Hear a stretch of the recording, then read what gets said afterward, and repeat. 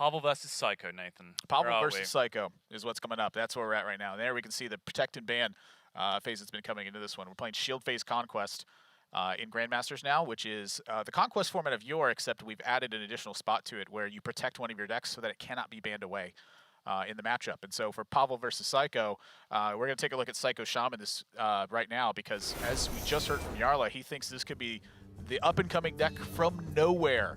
And that seems to be what it's been this week. A lot of Shaman has been submit across all of Grandmasters this week. Yeah, and there is a couple of slightly strange inclusions in here from Seiko. We see Giggling Inventor in there, which is not a card that's ever present. We see a single copy of Earthshot. We see a Hungry Crab thrown in there as well from Seiko. Plague of Murlocs and only a single Mind Control tech. So I would call this a particularly unconventional list as far as the ones that we're seeing in Grandmasters this week. Yeah, I think Hungry Crab has a double benefit right now, actually. The first one is that you obviously can anticipate some amount of Murloc Paladin coming in this week. With Druids being one of the decks to prey on, I feel like Tip the Scales is in a prime position to take advantage of unsuspecting opponents. Number two is in the mirror match. Sludge Slurper is a very good card, and Hungry Crab will activate a Battle Cry, eat that thing, and become a 3/4. So if you're expecting a lot of Shaman, it does seem to make somewhat reasonable sense to have that Hungry Crab in there. It's not something I'd massively considered for the Shaman mirror, but when you put it like that, it does start to make sense. Fills the curve, yeah. Yeah, Aggro Shaman as well. Coin Underbelly Angler that is not something you want to see with this deck. You have almost 0 ways to take care of it. Right. And speaking of that, yeah, Pavel's side, he does have that single copy of Earthshock and a Haunting Visions, but this is a much more aggressive version of the deck, similar to what we saw from various players last week. And this is pretty much the build that we saw with that single copy of Haunting Visions, of course the double Doomhammer deck, and we've talked about the legacy of double Doomhammer in Aggro Shaman for the longest time. It's one of Admirable's favorite topics. I know he loves seeing Doomhammer be back in the metagame. Oh yeah. I think this is the exact list that Viper brought last week. It looks very much like it, yeah. Haunting Visions. We saw Viper get some work done with this deck too. It is a very powerful machine that can get some work done, a la the power generated by Thunderhead. Not Thundra Rhino. Thunderhead. Yeah. So there you can see, protected on warrior both sides. That's what I ended up missing there. Yeah, and with the addition of the fact that Pavel's playing Aggro Shaman, the fact that there's a couple of extra early Murlocs in there as well, then start to make this this Hungry Crab tech from Seiko just even more attractive option. Starting to become more and more of a fan of it the more I look. Yeah. Protected warrior on both sides. Pavel's got Bomb Warrior, the same as he had brought last week, and Seiko with Control Warrior. So Warrior seems to be like a linchpin of these a lot of lineups where you're like, I just need a way to fight aggro decks.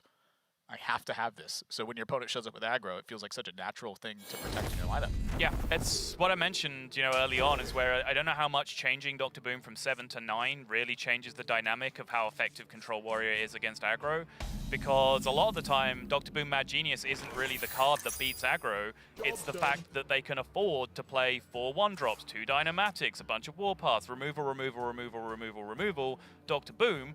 Because you can build your deck like that, you do beat aggro very consistently, and then Dr. Boom is just your go-to late-game card for coming down and ending the situation. I don't think that dynamic changes enormously just because Dr. Boom Mad Genius got more expensive. It's a fair point. What to do? There is little time.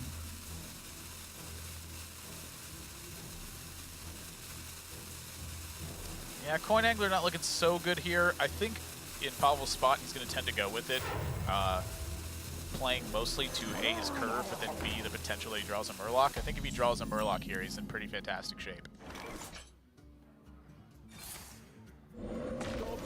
Seiko saying pretty underwhelming.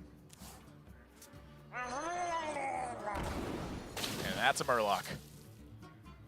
Oh, that's a Murloc. Second one.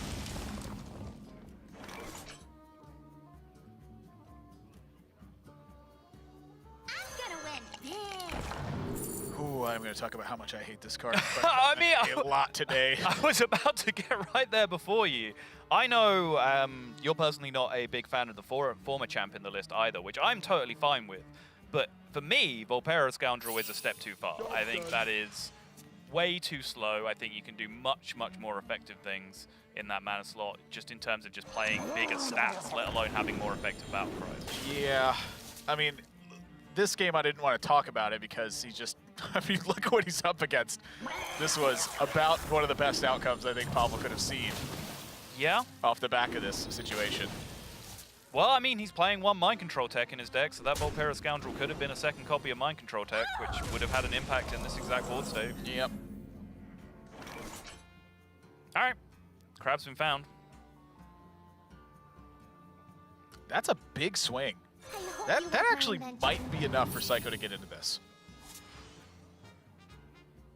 The thing he's got to fight off mostly at this point is the tempo onslaught from Pavel. So if he can fend that off in the next 2 turns and then find a way to protect himself, I think he's got a shot. Yeah, the big problem is that there's kind of 3 must-kill targets that turn. Yeah. He had to kill the 2 underbelly anglers. One of the underbelly anglers was poisonous as well, which means it absolutely had to die. But then because those were the 2 priority targets, he's then left with the Murloc Tidecaller still being alive on Pavel's side, which can represent an enormous amount of damage. Pretty unspectacular turn here from Pavel's side, though. Yep. I wonder. I was thinking like a pair of Earthen Mites. Suit up that Tidecaller and get to work.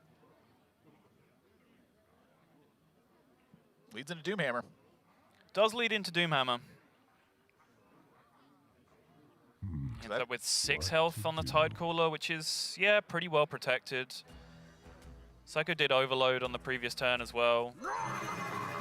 This happens. Does that mean Pavel's making the trade and representing board again? Well, those are the 2 options, right? It's play for board or play for damage. Nature of my aggro rogue hand with Doomhammer and Electra in it is I wanted to play for damage. The nature of you being Nathan That's Admirable Zamora is that you wanted to play for damage. Oh, yeah. You know, sometimes board means damage, though. It does, yeah. In this case, the Earthen Mites were board and damage, though. You know, there's punishes on the other side, is the thing he's got to think about. Natural copy of Earthshock, that's included in Seiko's deck. But that's about it.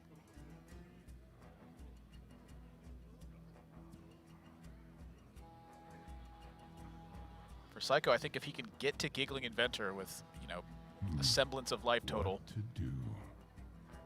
he's still got a chance.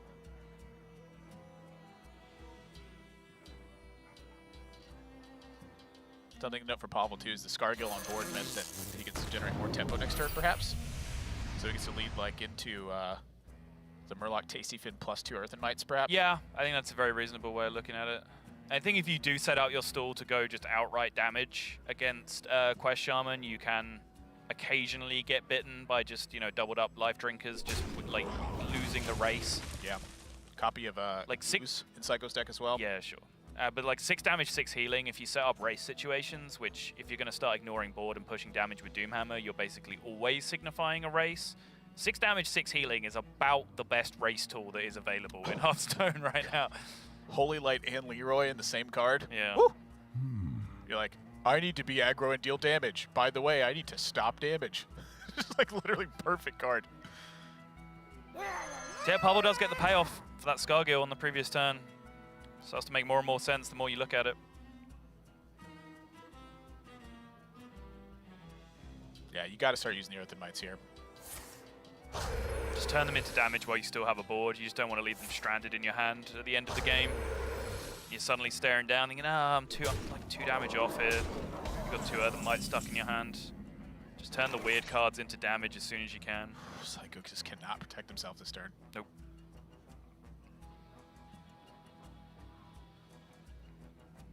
Giggling Inventor is going to start putting in a huge amount of work, though. I mean, But if he can't deal with the board state, it's not going to be good enough. he's going to play Murlocs. I think so. I think it's the only option you have. Ooh.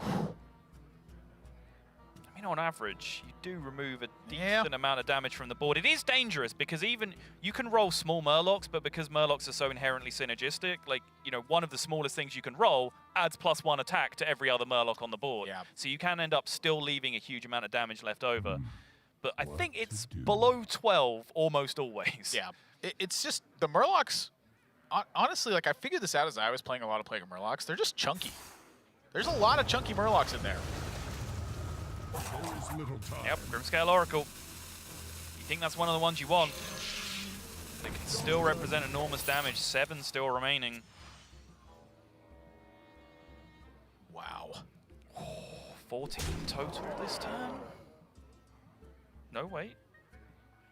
If you Electro Rockbiter, that's 6 more, and then 3 more from Lightning Bolt. So Yep. Pavel's literally 1 damage off lethal this turn. So that means Doomhammer. Chip the extra damage. That pushes Seiko down to 6, and Giggling Inventor's not enough. Needed the semblance of life total. Very close, though.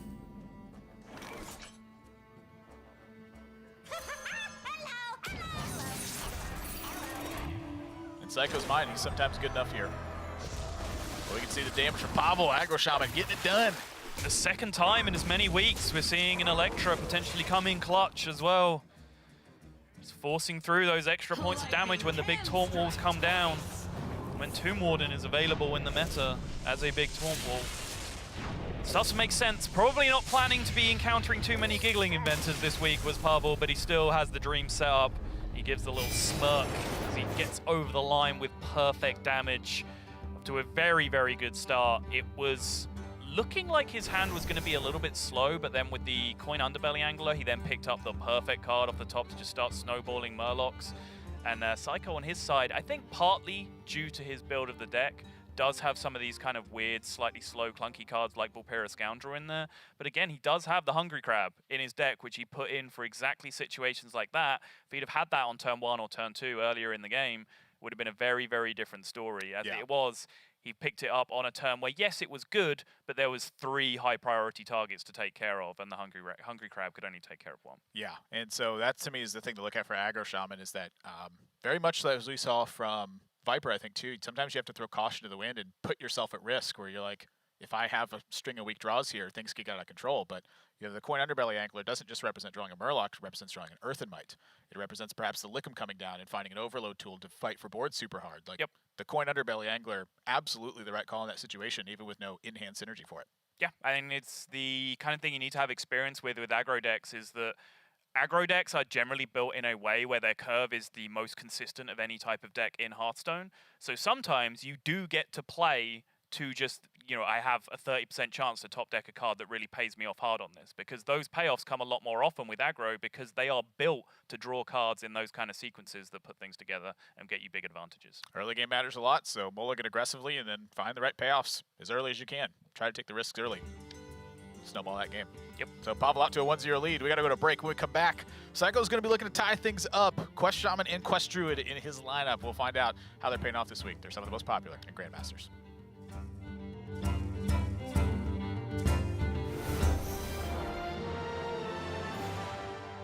My name is Rafael Pelzer. I go by Bunny Hopper in Hearthstone.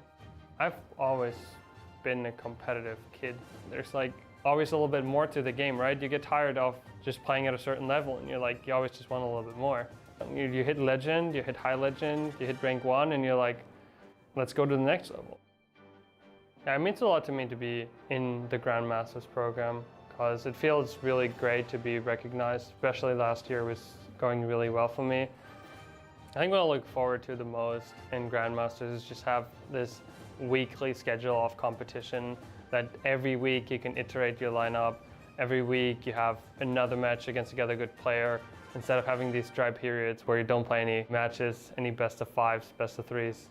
So my personal goals is firstly do well in Grandmasters, and secondly is I'm still trying to find a good job in chemical industry. Is there some sort of X factor that sets you apart from everyone else? I mean, I have a doctor, haha.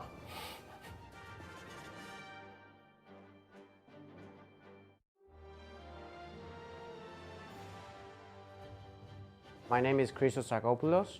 My username comes from when I was a kid. I used to go to like an internet cafe with my friends to play like, I remember WoW and stuff like that.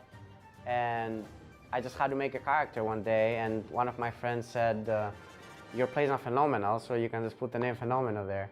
And I just did it and then it just stuck. The thing that's unique about my playstyle, I feel, is that I sometimes think about stupid plays that other people would never even consider, and I try to get something out of it.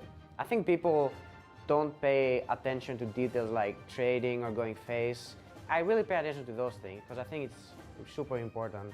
Like even one bad trade can cost you the game a lot of times. My favorite memory was definitely when I won my first Hearthstone tournament last year in HCT Orange County. And doing that just gave me so much more confidence and made me feel like I was free again. I'd say being in Grandmasters means that I've made it to the top players of Europe, which has always been my goal. So yeah, I'm looking forward to start competing again.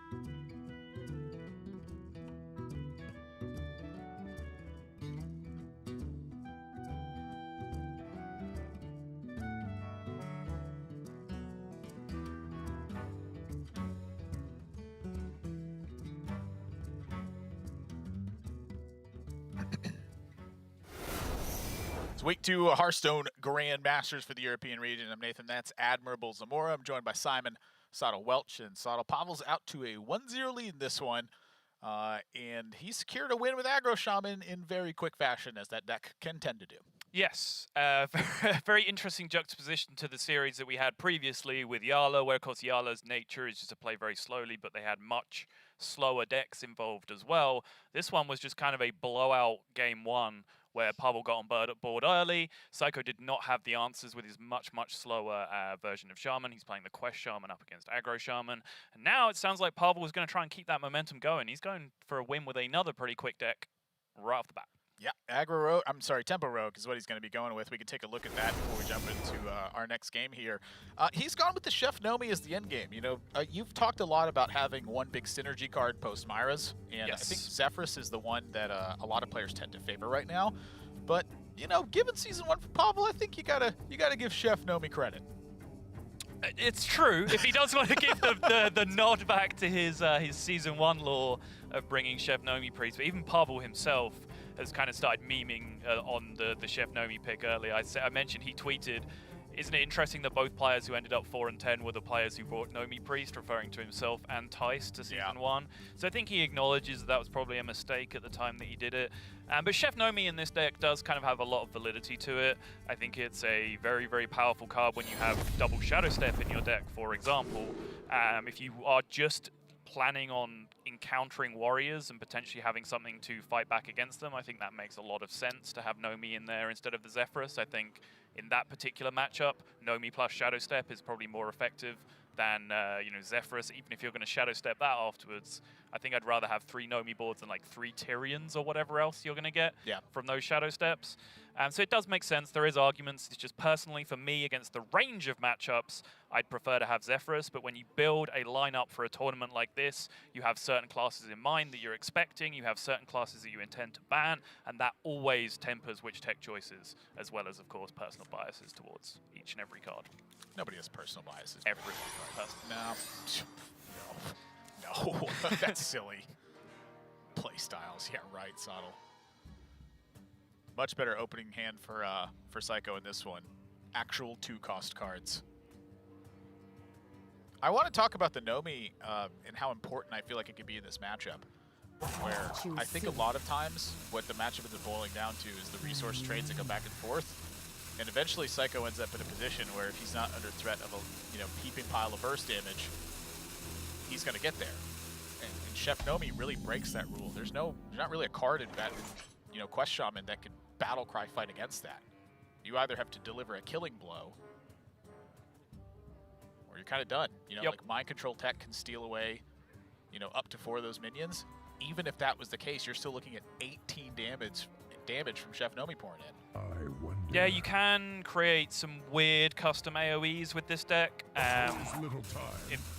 But like 4 to 5 is kind of the max range of AoE you can do. I'm thinking of like Bog Slosher in combination with Sandstorm Elemental when you're doubling your battle cries. Yeah. You can, playing Sandstorm twice with a Bog Slosher costs you 7, so you can fit in the double battle cry alongside that and gets you 4 AoE. There's a board clear for you. So you play a Sandstorm Elemental, you play another Sandstorm Elemental, you Bog Slosher a Sandstorm Elemental to play that as well, you preserve the coin for the end of the game, and you coin the Shutterwalk. Got him! Take that, Chef Nomi. Yeah. You can only potentially hit on turn 7. But the more realistic way to go about that, like if you're in a world where you're planning to have to kill Chef Nomi boards, is you want to be doubling up on Ethereal Lackeys and such effects and looking for Earthquakes from those. Oh yeah. Earthquake is so much more of a powerful card than I thought it was. Like, the first time I read this card, I was like, 7 mana is a lot. And then, like, I just kept getting it from Ethereal Lackeys, and I was like, this card's ridiculous. Yeah. Like, it's so good. Yeah. Eventually, I just put it in my deck.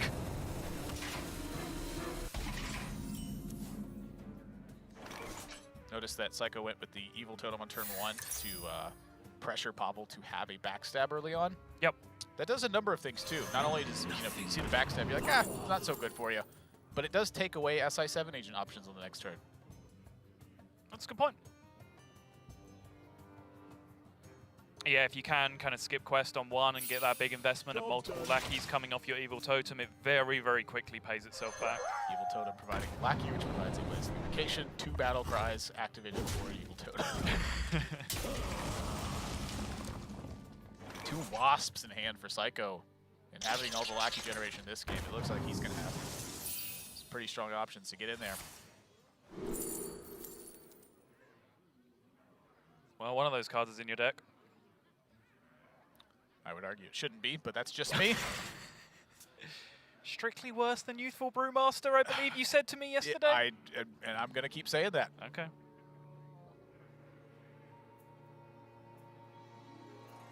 Whole benefit of that card is it returns a battle cry. I wasn't sure if that was going to be another situation when you claim I misquoted you. Despite No. reporting accurately. Yeah, I said strictly worse. Yeah. This is one of the decks that I will eventually be very prideful about because I have just so many games on it. Like, when I remember I was doing the card review with Gallon, I was like, is it really good? I was like, I could see this being like a niche deck, and Gallon was preaching about how good he thought it was. Oh, really? Okay. And I started playing it, and I was like, wow, this deck is just cool. Like, it's just so much fun to play. There's so many things you could do. I quickly found out that clogging my hand with mana was really tough.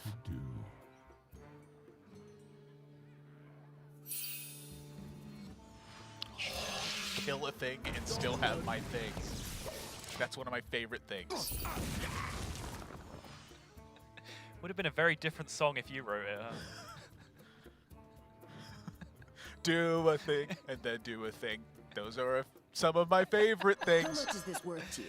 It makes just about as much sense as schnitzel with noodles, which is not a thing, by the way.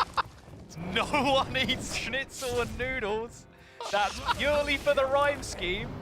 I'm on to you.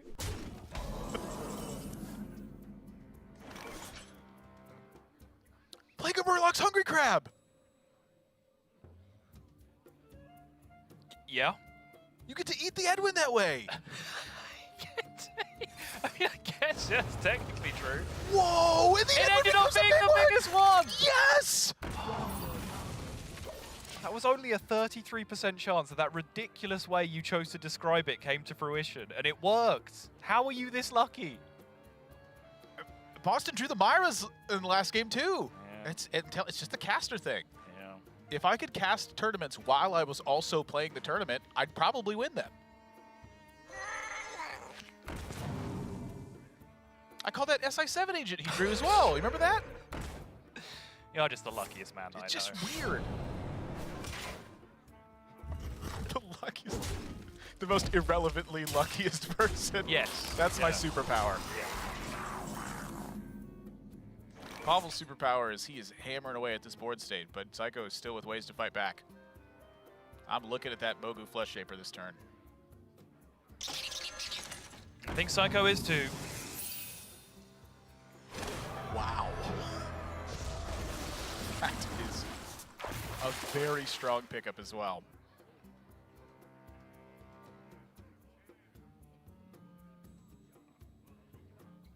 Of course, one of the cards that Seiko has kind of omitted from his deck in order to fit like the Earthshock, the Hungry Crab, all that kind of stuff in there are the Evolves that we were talking about at the start of the day.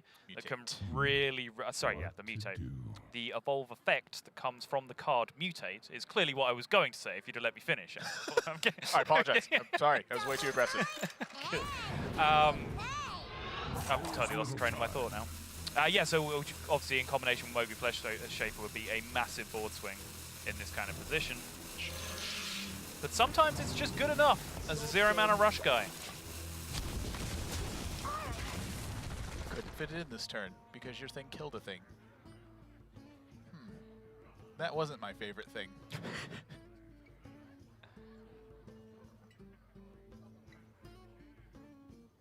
I'm looking at this Wasteland Assassin. I want to do my mana better. So I'm going with the Burglar this turn. Yeah, it looks like 4+3 this turn and then 5+3 on the turn after. Upgrade. No Waggle picks in Pavel's deck? No, it's Seiko's deck. There's no Waggle picks. He's playing the Spirit of the Shark version. Yes. Yeah, I'm thinking Waggle pick. I'm with the upgrade. That's a lot of damage. Many options. Yeah, I think so too. I think because you have a reasonably planned out curve for the coming turns. Most justified just slipping another cheap card in there. Just picking out a handful of 1-drops with the lackeys and the upgrade. Feels the most flexible with the curve that you've committed to.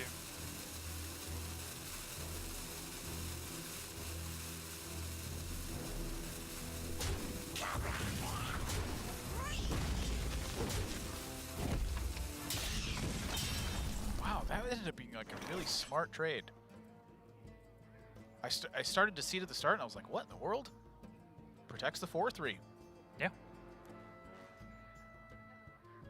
Again, this is not outright aggression from Pavel's deck. We were talking about before, was it during Boston's game, where he was trying to make the decision to trade into the Twilight Drake or whether to ship damage with face, and how to trade into the Twilight Drake. It's quite a difficult deck to play when you're playing this kind of middle ground Burgle package tempo rogue, because it does do a lot of things reasonably well, but you have to kind of decide on your own which line to commit to, whereas a more outright aggressive version, you kind of know what the plan is all the time. You make whatever trade or push whatever damage maximizes the most damage over time, and that is just kind of a simple game plan. Very, very hard to execute, but simple in essence. There is little time. Seeing my first Bog Slosher benefit ever.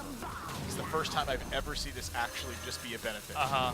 Of course it comes Yeah. from Seiko. Sure it is, player buddy. who just always does the opposite of what I think they're going to do and is always right. I mean, He's always right. And now I'm questioning everything I know. when you said it, it did sound like one of the more outlandish things I'd ever heard you say. And I've heard you say some very outlandish things. No. What? That's no.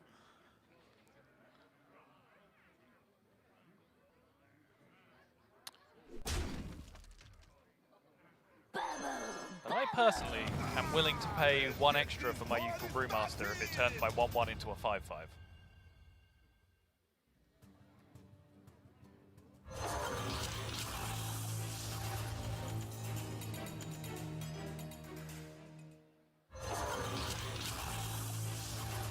I want my mana efficiency. I've thought about it. He thought long and hard. Yeah.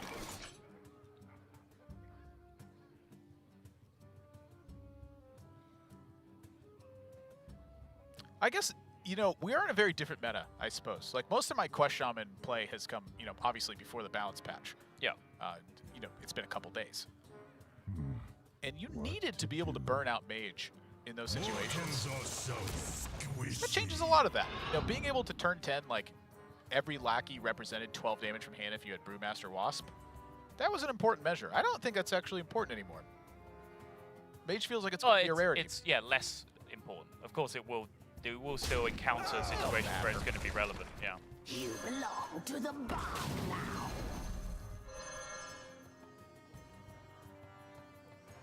So Seiko setting up for the Shutter Walk here. Yep. Yeah, just going in as hard as he can. Double time and double pay.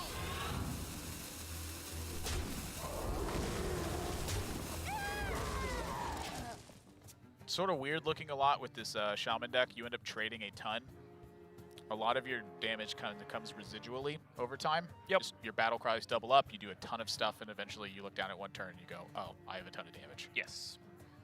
Generally the idea being the more you trade, the more you play for value, the more you pick up 2-for-1s and 3-for-1s with the double battle cries and so on, the longer the game extends. And yeah, you just draw a couple of life drinkers, you play a couple of life drinkers, and you play Shutterwalk at the end of the game. Like, that usually just adds up to death for your opponent. I'm having a lot of epiphanies this game. I realize that's why I enjoy this deck so much.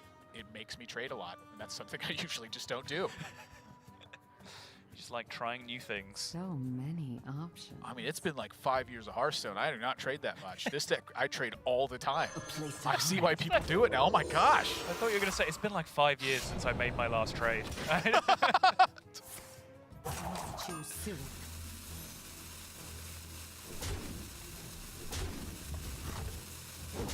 Double Abyss, the only remaining cards for Pavel, which kind of, talking about it a lot, if you're looking at signals from your deck, that's about as good as they get, that you have to just giddy up and start shipping some damage. I was wondering if there was any chance for lethal here. I don't think that there is. The only damage battle cries, just the one copy of Life Drinker. I wonder. Well, he has the weaponized Wasp, right? And he does control a lackey right now. Yeah, that's not pointed. Yeah. But it can choose to cooperate, if it would like to. Well, let's find out. My jaws that bind. My Put claws. Smoke and Flesh Shaper perhaps back in hand. 2 copies of Bog Slosher in the board right now.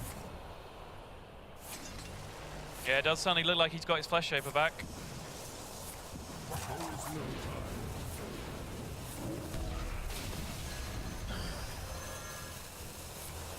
I forgot how glorious. Mortals are so squishy.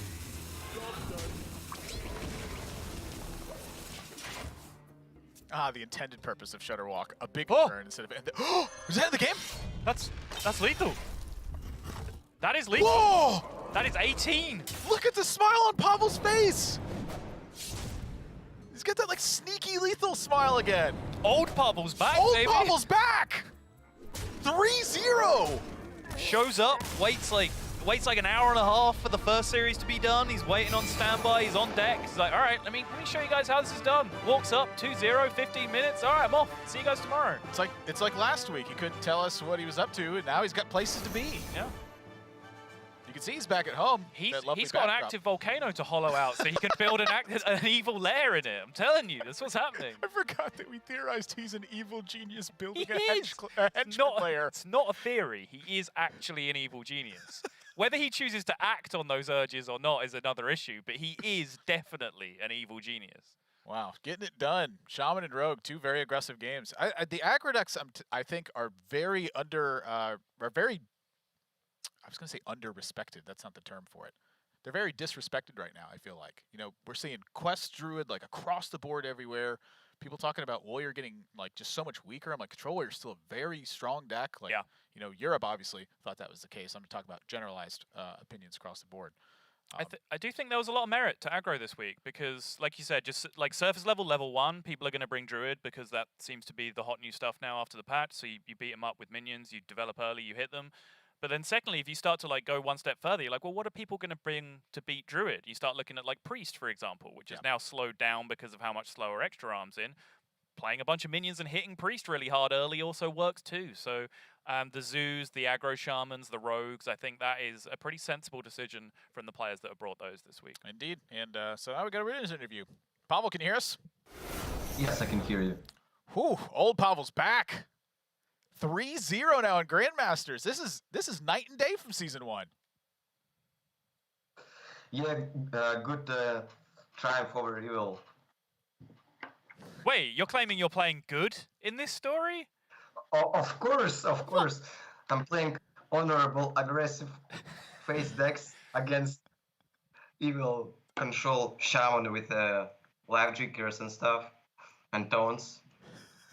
You know what? You're absolutely right. I totally forgot about how honorable your decks were. I apologize. You are, of course, a massive force for good. Thank you, Lord Pavel, for bringing aggro back into Yes, our you should world. apologize. Yeah, I do, unequivocally. All right. Well, I'm not going to apologize. I'm going to ask you about your prep this week because I want to know about the balance patch overall and how it affected you in this one. What decks did you find that were extremely powerful? And then furthermore, was there anything that you wanted to bring that you couldn't quite bring this week? Well, I just came back home 2 days ago, so I had only 1 day to prepare, and I wasn't sure what to bring, but I saw that even after nerfs, Warrior is still one of the best decks, and I decided to pick Bomb Warrior in particular because it's good against Control Warrior and against Paladin. And then I picked Aggro Shaman because I think it's good against Rogue, against West Shaman and some other decks. I also was thinking about targeting Quest Druid, but then in that case they can just not play Quest Druid. So I just decided to play decks that I'm comfortable with. How much Since I harder? didn't have much time to. Sorry, how much harder does that make preparation in general? Like, obviously, in old school Conquest, targeting one deck was like the go-to thing. But the fact that if you target one deck, they just don't have to play it in the series, like, does that change lineup construction a lot? It does change lineup construction. I wouldn't say it's harder, it's just different. I think it's easier to build a lineup in best of 3, and especially in that format, because that format allows you to have one bad deck that you can just not play if it turns out that the deck isn't good. And so now I want to talk about just overall kind of contrasting Season 1 to Season 2 now. You know, you started out 3-0 here, and we've heard your media piece over and over again where you talk about that you want to show there's no player that's better than you. Is that really like part of the season going into this one? You know, like obviously we don't want to see players relegated, but you know it's part of what's at stake here. Are you still having that thirst to prove that you want to be one of the best in the world? No, I don't feel like I have to prove to someone something. There's always going to be people who's going to say that it's all because of RNG, no matter how many good results I will get. I think that I already proven more than enough that I'm a good player. And yeah, I still think that there's no better player than me. Anything else? Love that confidence. That's about all I got to add. All right. Well, Pavel, I say ignore the naysayers because they don't get it anyway. But congratulations on your start here in Grandmasters. 3-0 is this is the Pavel that we expected to see. So looking forward to seeing you play this week as well. Thank you. I kind of like his sentiment. He's like, yeah, there's always going to be people who question it. I've proved enough. Just going to compete. Yeah, I mean, what really else do you have to prove? Like, if someone questions whether you're a good player or not, you can wave a giant world championship trophy in their face. Like, jog on, friend. You're like, yeah, the ultimate scoreboard. you're like it's kind of heavy. I'm going to put it back down Yeah. Have I made my point yet? My arms are getting tired. Okay, there we go. That's our second match in the book. Pavel improves to a 3-0 score in a very quick fashion as well.